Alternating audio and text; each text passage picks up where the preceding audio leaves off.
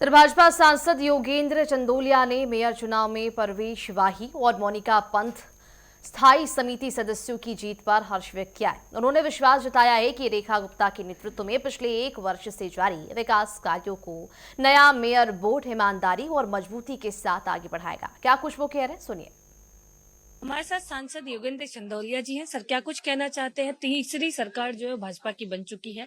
अब कहीं ना कहीं जिस तरीके से डिप्टी मेयर और मेयर चुने गए हैं, किस तरीके से दिल्ली में अब काम होंगे, क्योंकि प्रथम नागरिक माना जाता है। दिल्ली के काम पिछले 1 साल से चल रहे थे। रेखा गुप्ता जी सरकार आने के बाद जिस प्रकार से 11 वर्षों तक दिल्ली ने ऐसा हाल देखा था, अब प्रवेश भाई हो गए हैं, मेयर डिप्टी मेयर हमारी हो गई हैं, नगर निगम हमारी है, सरकार हमारी है, केंद्र में हम बैठे हैं। अब दिल्ली के लोगों को सुख चैन से रहना पड़ेगा, गंदगी को खत्म करेंगे, सारी स्वस्थ चीजें रहेंगी, सारा जो है हमारा जो सेक्टर है, हेल्थ सेक्टर, उसकी किस प्रकार की हालत थी उसको ठीक किया जाएगा।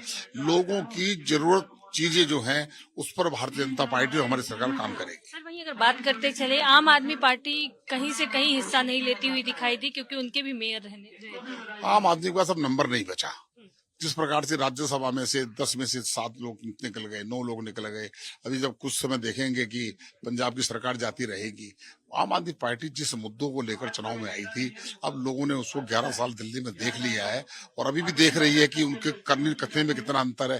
केजरीवाल साहब को न्यायपालिका पर भरोसा नहीं है, इससे ज्यादा घटिया बात हो नहीं सकती।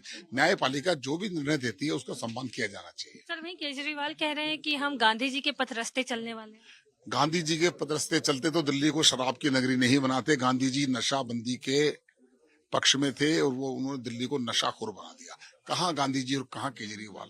चलिए।